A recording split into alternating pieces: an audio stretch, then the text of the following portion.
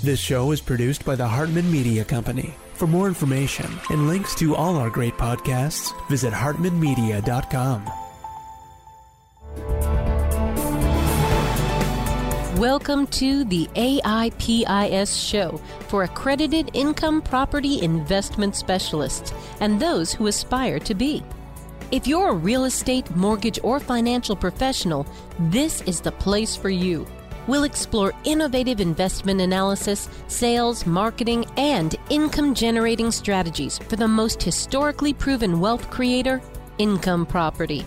Learn from the experts as they show you how to build a better business and a better life.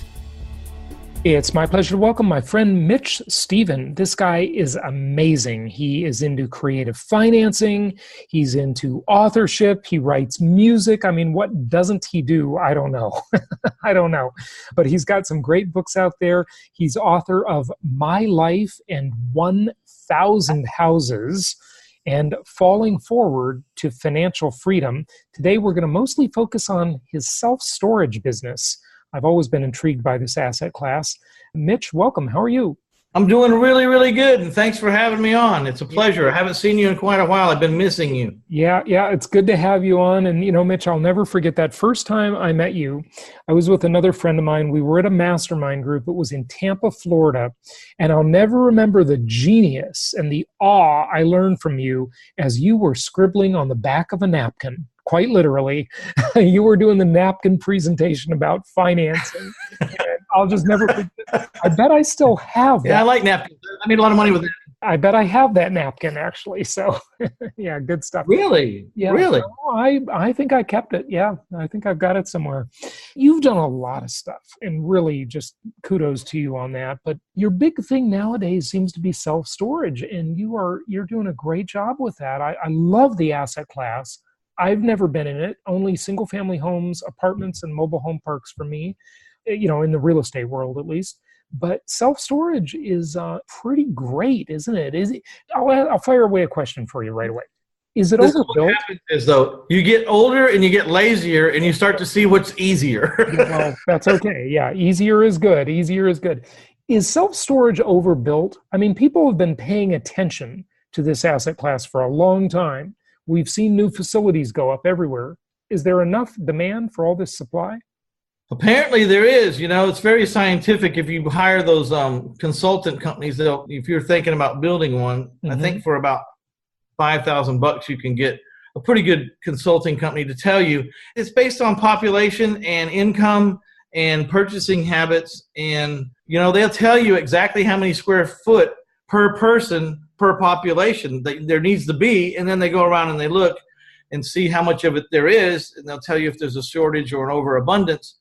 So one of the good things about it is it's an easy business to run, and it's not really rocket science. I say that, but you got to remember, I'm doing the mom and pops. I went out rural where no one could tell me, and I didn't have to make blueprints or plans. I held my finger up to the air and I drew stuff on a napkin, and I said, okay, I'm going to build this. Right. And I built a lot of my stuff in the beginning out in the country where all I needed was a septic tank permit, if there was even going to be a septic tank on there. And so I suppose it's a lot more sophisticated if you get these multi-high-rise things, but I've never done that, but I'd like to do it, but I haven't done it.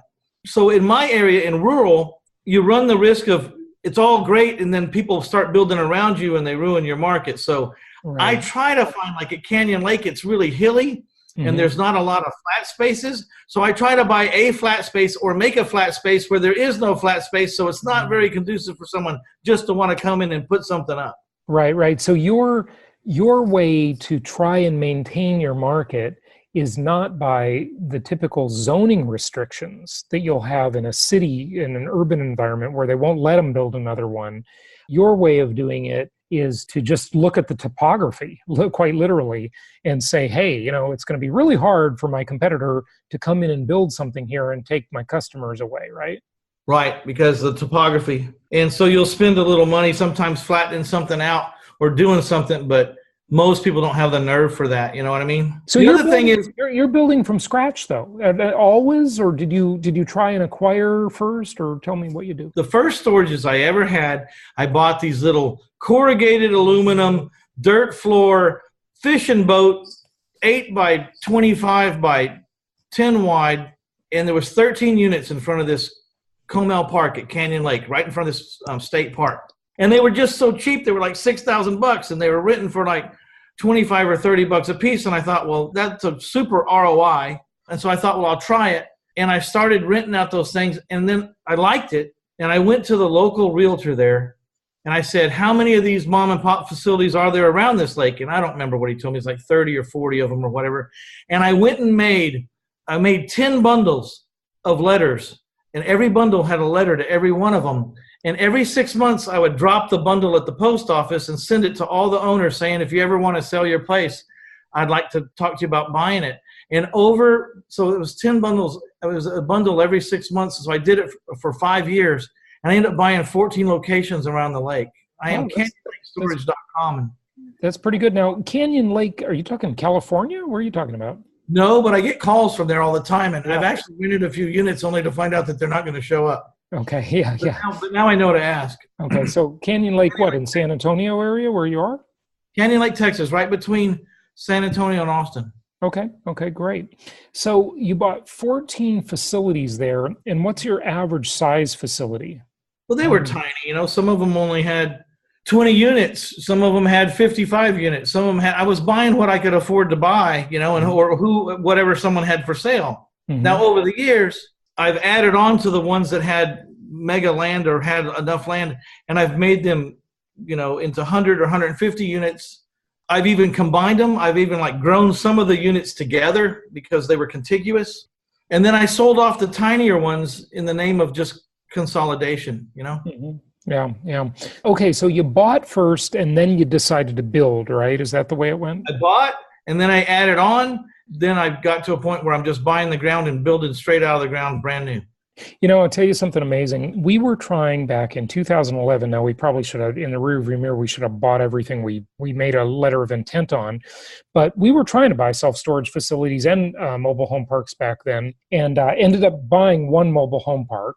But I was amazed. We looked at building, and we talked with one of the companies that provides the parts for self-storage facilities. They're like erector sets. They go up so fast.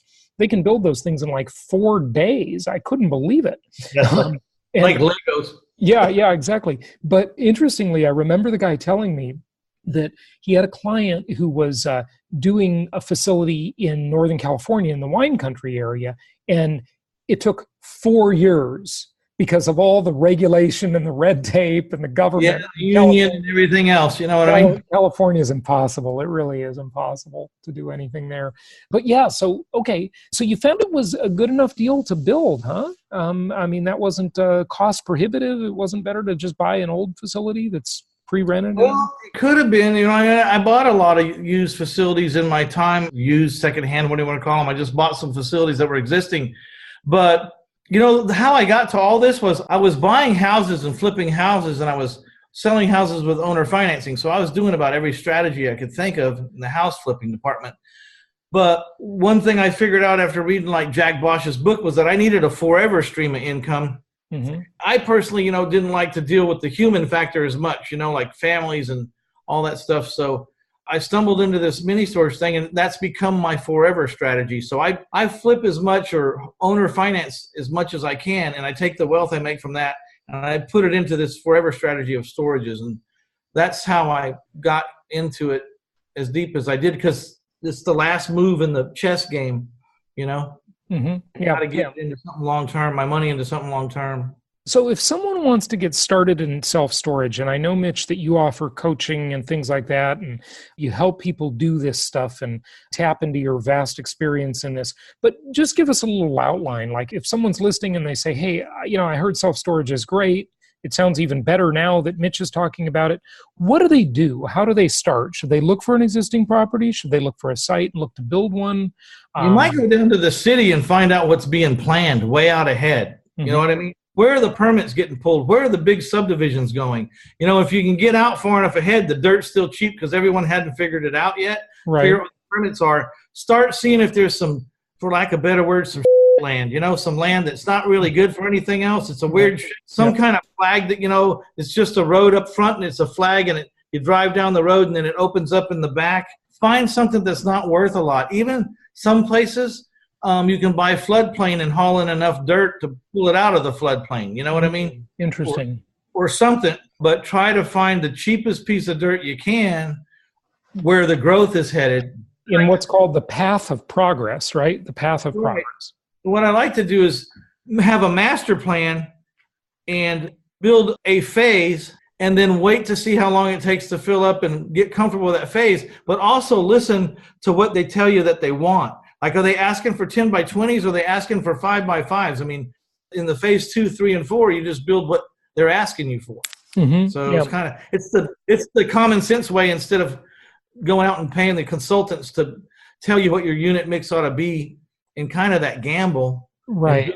All at one time. It's like, let me just build 25% of this thing and then let me see what the audience tells me. Well, that's a good philosophy. That's the iterative method, right? You just iterate and you keep making it better. And that's exactly what they do in the startup world, the Silicon Valley startup world. You know, the Lean Startup book is all about that. You do something, and what you're doing in self-storage is the same thing. You produce a minimum viable product, you put some units there, and then you listen and you monitor, and you use that feedback for your next phase. So that's a really good plan. That's great that you do that. And I try to get economy of scale by just building around the lake where I live. It's a reasonably decent sized lake. So there's a lot of shoreline all the way around. So I wanted to have a presence. Like, sometimes they call me and they go, well, I'm calling about your storage. I said, well, which one are you calling on? They say, this one over here. I said, well, where do you live? They say, well, I live over there. I said, well, no, you need to storage by the place I have over right next to your neighborhood. Mm-hmm. One reason I got out of small commercial was I didn't have enough presence to give myself any advantage, you know? Mm-hmm. So I sold my small commercial stuff and put it all into the storages, you know, because I wanted a place where I had some magnitude. That magnitude and that presence can definitely provide some opportunities for you, no question. When you say small commercial, what does that mean? What property type? For the last 10 years, I officed in a 12,700 square foot building that I occupied about 3,000 square feet in, and I was leasing out all the other Class B and C office space there, you know? Yeah, okay. And yeah, office is a mess, isn't it? That's just too hard. hard. Got in my way. It was a pain in the ass. See, you've got people doing tenant improvements, construction projects. It's just too hard, right? Mine wasn't even that sophisticated. I opened up the door. If you didn't like it, you needed to find something else. Well, I'll tell you, Mitch, now is the good time for me to tell you my revelation. And this was huge. And forgive me, because I'm probably not going to get the numbers exactly right, but they're going to be close. This was back in, I'm going to say this was 2010, okay? We had moved out of a big office in Orange County, California, and we moved to a smaller office. I was working over the course of years on virtualizing my company and making it more lean and mean, okay? And that was a very good decision in hindsight. But when we moved, we had a bunch of extra stuff. Then I had to put it in storage. Now, we leased the office. I signed the lease on this office, and I want to say I paid like $2.75 a square foot for Class A office in Irvine, California. It was quite nice. It was a famous, iconic building there, as famous as they get in Irvine, but, you know, kind of iconic locally. And it was really neat, you know, restaurants, Class A, marble floors, all the great stuff, right? And then, so we signed that lease. They've got plush bathrooms, all this stuff, right? We signed that lease, and I thought, okay, we can't fit anything more in here. We got to get a storage unit. So right across the San Diego freeway, there's a storage facility. I go in and sign a lease on a storage space. The same week, I did both of these things, right? Same price, $2.70 a foot. It was like $2.60. The storage facility was like 15 cents a foot less, I think. It didn't have nothing in it. And it had nothing. It didn't even have, I don't even know if there was a bathroom there, much less beautiful lobbies and marble and plant service and air conditioning. No anything. No carpet. I couldn't believe it. I couldn't believe it. I thought, these guys in the self-storage are cleaning up while these rich, institutional, sophisticated investors with the beautiful Class A office building are losing their shirts. I mean, hey, I never thought about it like that, but you're right. You know? I couldn't believe it. And Since then, I did try to buy some self-storage units, never got one though. But I want to talk to you about something else. So comment on that, please, if you would. But then don't let me forget, because I want to ask you, there's a lot of people out there that are turning these self-storage facilities into like fractional ownership, where you own a unit, and there are definitely some scams in that world. So, be careful. But where you own like I guess it's a condo essentially, right? Or what are they doing? The storages, I've heard of it. I don't know that it'll fly out here in Texas yet, but maybe it's already being done in Texas. I just don't know. As a matter of fact, I was talking about that like 2 days ago. Mm-hmm. It's funny that I haven't talked about it in years. And then I started talking about it 2 days ago. So maybe it's an omen. Maybe I need to fractionalize something. Maybe. But you're not doing that then. You're just doing straight, simple rent, right? I'm just renting it out. It's where I take my wealth so I can preserve it. It's really cool because you got 1,300 units, right? Right now I have 13. I'm headed to 2,000. But, you only have to, you just start on January the 1st, you start working your way around.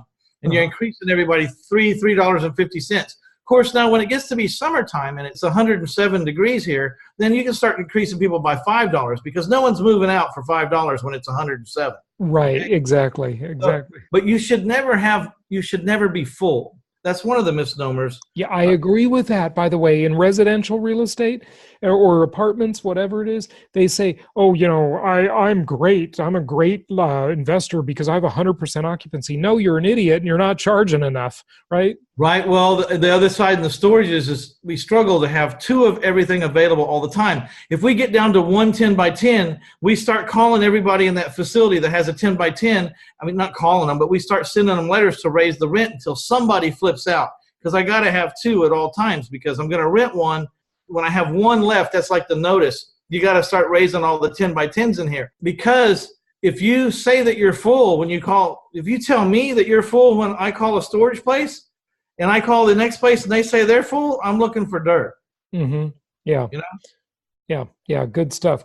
Makes sense. Are you automating your facilities at all, Mitch? Like, do you have to have a lot of employees? I know you don't have to have a lot, but what's your structure as far as management? Some of these facilities are just automated now, right? You can sign up, get a lock, and do the lease on an ATM, right? I'm sure maybe someone's made it work or there's such a demand that they can find it work, but I'm kind of out here rural around the lake, and that 70-year-old man pulls up on a storage. He ain't dealing with no kiosk. He's driving right the hell off. You know what I mean? Fair enough. And probably me too. I'm 57, and sometimes if that kiosk poses any problem to me, I'm pissed and out of there. I want to go someplace where there's some service, damn it. Yeah. And so we actually were doing that before the recession. We were taking great pride that people were calling us and we were giving them the unit number over the phone, and they were moving in and they were picking up. We had a way for them to get a lock and do the whole thing, and they would mail them a contract and they'd sign it and send it back. But when the recession hit and it got tough, we just said, we're going to roll up our sleeves. We're going to meet everybody. Mm-hmm. And the minute we started meeting everybody, we were filling up like crazy. I mean, like nobody left, because if there was a problem, we could address their problem. If it was price, we could take a look at our inventory and even adjust the price right on the spot if we wanted to. We could make deals. We could make decisions. Otherwise, they'd go and they'd roll up the door and say, I thought a 10 by 10 would be bigger. I'm leaving. And they just leave and go someplace else. Right. Well, the other thing is you learn a lot by talking to your customers too, right? Right.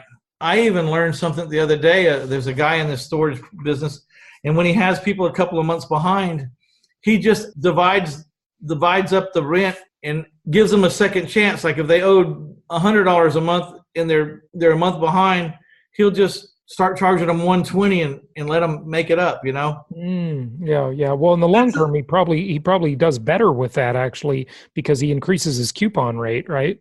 The only way it really works is if you have a lot of vacancies, because if you're full, you know what I mean? Mm-hmm.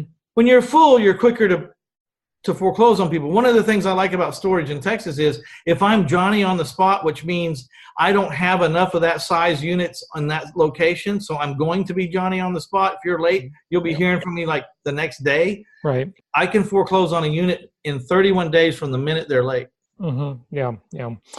Well, good stuff, Mitch. What else do you want people to know? A question I haven't asked you, anything about real estate, about financing, deal structure, evaluation, whatever you want. When I'm looking for the mom and pop storages, which is where I started out, And where I'm still at the mom and pop, I'm just at the upper end of the mom and pop now in the rural. That's where I've stayed rural, and I'm not high rise or, I'm doing my first climate control storages in my life right now, because where I live, that's not what's in demand.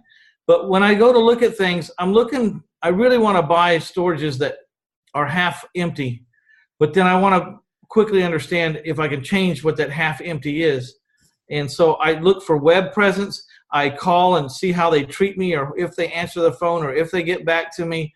And I start to have this assessment of why I believe they're half full and if I can change it. So if you go out to one of these mom and pops and they're half full, and you ask them, what's the name of this facility? Because I don't see a sign, which is right away a problem. There is no sign. What's the name of this place? Mm-hmm. And then they tell you the name, and then you get on the internet and you type it in there, and they're nowhere to be found. It says, I pretty much know why they're half empty. They don't have a sign anywhere, and they have no presence on the internet. So that's what I'm looking for in the mom and pop when I buy. Because if you want to get like on Marcus Millenkamp or whatever, and you want to look at storages, they'll be happy to sell you one at a 4% cap rate. Right. And what are your cap rates typically on deals you do? Well, you're not always buying from scratch, so you got to fill them up, and that's. I'm going to buy them on a lesser cap rate, but also look to see if the rents are under market. Yeah, because there's a lot of units, and just $10 a unit can change everything. You know what I mean? Like real easy.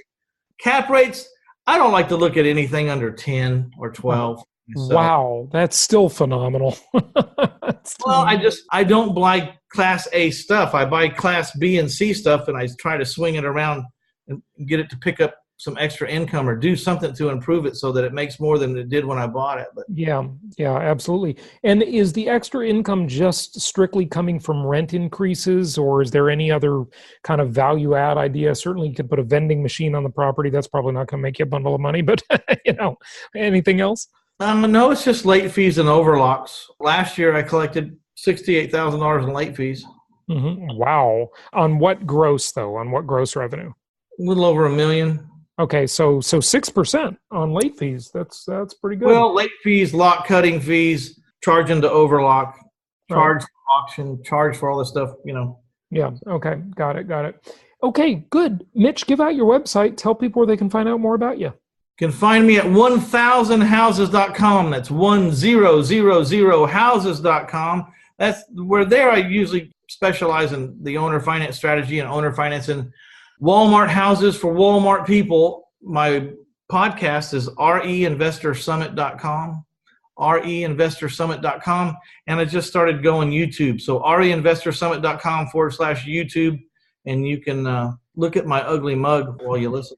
Fantastic, Mitch. You're awesome. Keep up the good work. And thank you so much for joining us today. We appreciate it. Hey, man, I appreciate you having me on.